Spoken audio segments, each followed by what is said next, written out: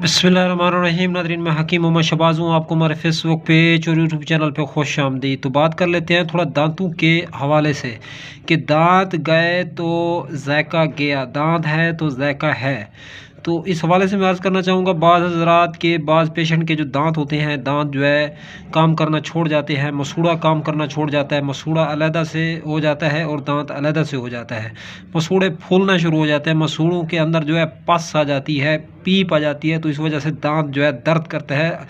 तो फिर होता ये है, दरअसल इसमें जो है एंटीबायोटिक का इस्तेमाल किया जाता है करके जो है इसको फिर 1000 mg जो 500 mg कैप्सूल होते हैं वो लगा के जो है फिर इसकी जो पीप होती है, जो पस होती है, रेशा है, इसको खुश्क किया जाता है दांतों के हवाले से।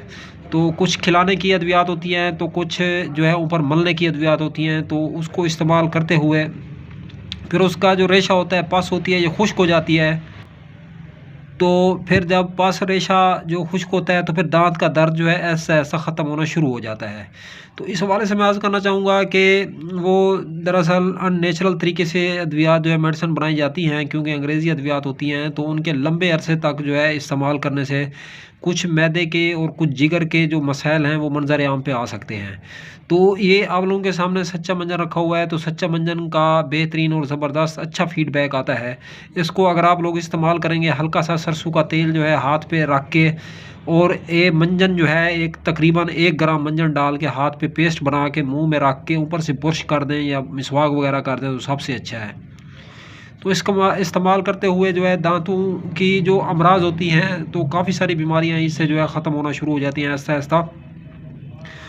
तो सच्चा मंजन जो है ये बेहतरीन और एक ज़बरदस्त एक हर्बल जो है दवा है, यूनानी दवा है। इसको इस्तेमाल करते हुए जो है किसी किस्म की कोई हिचकिचाहट नहीं होती, तो दांत जो है अपनी सही बेस पे जो है आ जाते हैं। दांत जो है ख़राब होने से भी बच जाते हैं। दांतों में से जो रेशा आता है, जो पीप आती है, जो खून आता है, ये दांतों का जो ठंडा गर्म होता है, करेड़ा भरोड़ा होता है, जो इससे ख़त्म हो जाता है। तो आदमी जो है अच्छे तरीके से सही मायनों में फिर खाना खाने के काबिल जो है हो जाता है। तो दांतों के तकरीबन जो अमराज होते हैं वो कुछ जो है मैदे की वजह से होते हैं और कुछ गलत ग़िज़ाएँ खाने की वजह से होते हैं, तो कुछ बद एहतियाती की वजह से। तो मसलन बद एहतियाती में क्या है कि आप लोग जो है इसमें एहतियात नहीं करते, सफाई नहीं करते। शाम को दांतों को साफ-सुथरा करके सोना चाहिए, तो आप दांतों को धोते नहीं हैं, साफ़ नहीं करते मिसवाक से या बुरश वगैरह से अच्छे तरीके से सफाई करके शाम को फिर सोया जाए। तो मैदे की वजह से यूँ होता है कि खाना आप लोग जो मर्ज़ी आता है वो आप खाते जाते हैं। घी में तली हुई चीज़ें, चिपचिपी चीज़ें, ये चीज़ें इस्तेमाल करने से जो है दाँत ख़राब हो जाते हैं। तो दूसरे नंबर पे ये है, खाना गरम-गरम खाते हैं बाद रात, तो गरम-गरम खाना खाने से दाँतों के अंदर सुराख हो जाता है, दाँत ख़राब होना शुरू हो जाते हैं। तो ये छोटी-मोटी एहतियात होती हैं, अगर ये कर ली जाए तो बंदा बहुत बड़ी-बड़ी बीमारियों से बच सकता है। अब तक के लिए इतना ही, तब तक के लिए अपना भी ख्याल रखें। अपने फेसबुक पेज और यूट्यूब चैनल का भी दोस्तों हम मिलें किसी भी नई वीडियो से, तब तक के लिए खुदा हाफ़िज़।